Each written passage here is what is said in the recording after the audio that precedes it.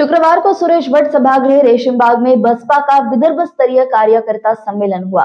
इसी सम्मेलन में आनंद कुमार बोल रहे थे। बसपा के समन्वयक अशोक केंद्र में भाजपा को सत्ता से दूर करने का आह्वान करते हुए बहुजन समाज पार्टी के उपाध्यक्ष आनंद कुमार ने कहा है कि देश में आरक्षण को खत्म करने का प्रयास चल रहा है। महाराष्ट्र में कांग्रेस व भाजपा के नेतृत्व की सरकार के माध्यम से जातिवाद पोषण पूंजी निवेशक तैयार किए गए। सरकारी कंपनियों का निजीकरण कर दलित, शोषित, गरीब, मजदूर व बेरोजगार को नौकरी से वंचित किया गया। महाराष्ट्र का यही तरीका व नीति केंद्र ने अपनाया है। देश में फुले, शाहू, आंबेडकर के विचारों के अनुरूप सरकार की आवश्यकता है। सिद्धार्थ ने कहा कि डॉक्टर बाबा साहब आंबेडकर की संवैधानिक व आरक्षण नीति को अमल में लाने की आवश्यकता है। इसके लिए देश में बहुजनों को महापुरुषों के विचारों के अनुरूप कार्य करने वालों को सत्ता में पहुंचना होगा। प्रदेश प्रभारी नितिन सिंह, प्रदेश अध्यक्ष संदीप ताजने ने भी संबोधित किया। संचालन प्रदेश प्रभारी सुनील डोंगरे ने किया। आभार जिलाध्यक्ष ओकुल तामगाड़गे ने माना। प्रदेश महासचिव नागोराव जयकर, नानाजी देवगढ़े, पृथ्वीराज शेंडे, राजू भांगे, विजय दहाट, चंद्रकांत माझी, अविनाश वानखेड़े, सुशील वासनिक, उत्तम शेवड़े, जय मेश्राम, दिनेश गेड़ाम, शंकर बोरकुट, मोहन रायकवर, प्रेमू मनोहर, गुणवंत गणवीर, मुकद्दर मेश्राम सहित अन्य कार्यकर्ता उपस्थित थे। विदर्भ जोन के कार्यकर्ताओं को संबोधित करने आए।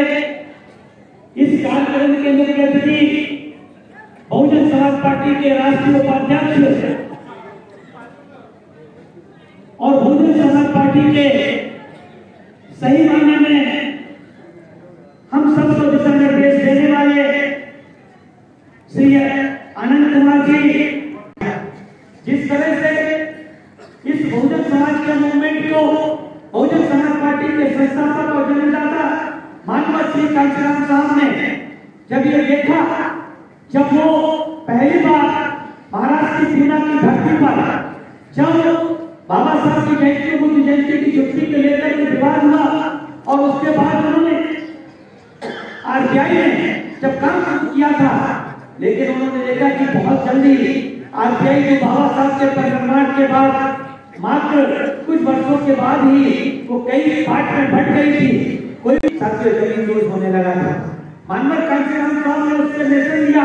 इसलिए उन्होंने ऐसा नहीं किया कि बाबा साहब ने अपने जीते की अपने लक्ष्य को तैयार नहीं किया था, लेकिन क्योंकि बाबा साहब को समय नहीं मिला कि वो किसी को अपना एक सही उत्तराधिकारी चुन सके, इसलिए उस बात को सबक लेकर के हमारे रसिया और बहुजन समाज पार्टी के संस्थापक इस सदी के महानायक माननीय श्री कांशीराम साहब ने उस बात से सबक लेकर के अपने जीते जी माननीय कांशीराम साहब ने कई लोगों को तैयार करने का काम किया। प्रदेश की 4 बार मुख्यमंत्री आदरणीय अभय कुमारी मायावती जी खड़ी हुई, आदरणीय है जी खड़ी हुई और खड़े करने के कारण माननीय साहब ने 2001 में हम सब लोग जानते हैं लखनऊ में गोमती नदी के किनारे लाखों की संख्या में आदरणीय अभय जी को अपना एकमात्र उत्तराधिकारी घोषित करने का काम किया है।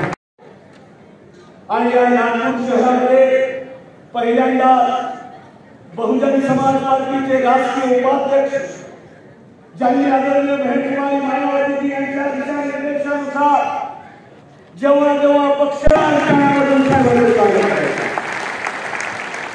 विदर्भातील योगी ताकदीला जोरदार झाला पाहिजे, जोरदार झाला पाहिजे। आज सगळ्या ठिकाणी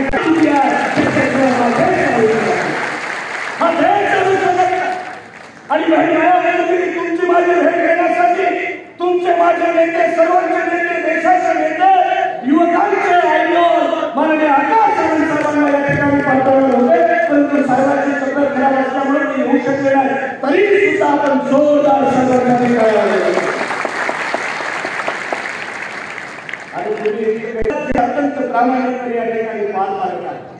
आम्ही साहेबांना जेव्हा हे मुद्दा घेतलं तेव्हा साहेबांनी सांगितलं की बहीण मायावतीजींचा महाराष्ट्रावरती प्रचंड विश्वास आहे।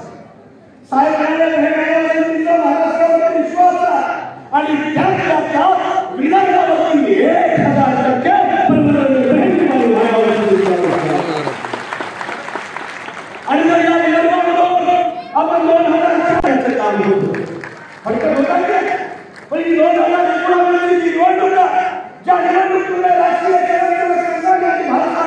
आमच्या लोकांना हाताशी धरलं, आमच्या लोकांना फसवण्याचे काम केले. आज राष्ट्राने ठरवलं जी चूक आमच्याकडे 2019च्या लोकसभेच्या विधानसभेच्या निवडणूक झाली, ती चूक आता आम्ही 2024च्या लोकसभेच्या निवडणुकीमध्ये दुरुस्त करणार आहोत आणि बहिण मायावतीजींना या देशाच्या प्रधानमंत्री बनवण्यासाठी नव्वदच्या 10% लोकांना शिक्षण आणण्याचे काम करणार. भाईसाहेबांच्या पाठीमागे अतिशय ताकदीने उभं राहिलं पाहिजे. कोणी हात वगैरे सांगा, कोणी काय म्हणून सांगा,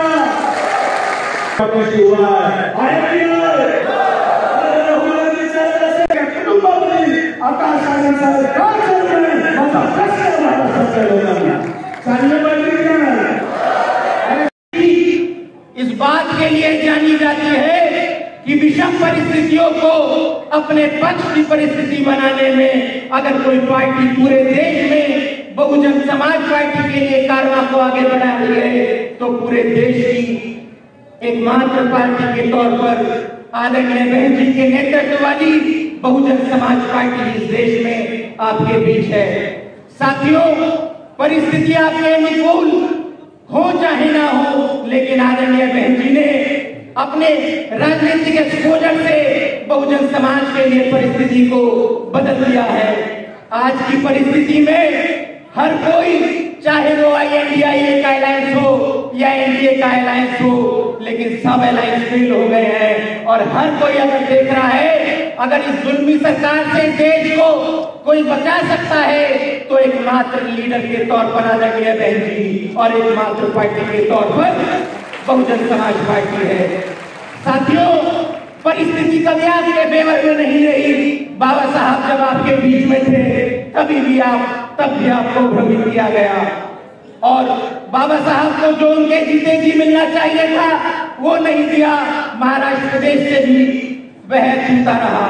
मेरी अपने बहुजन समाज पार्टी के कार्यकर्ताओं से ये गुजारिश नहीं है, ना शिकायत है, लेकिन उम्मीद जरूर है महाराष्ट्र प्रदेश के लोगों से कि बाबा साहब के बाद मान्यवर साहब को जो मिलना चाहिए था वह। न्यूज़ के लिए सतीश पारधी की रिपोर्ट।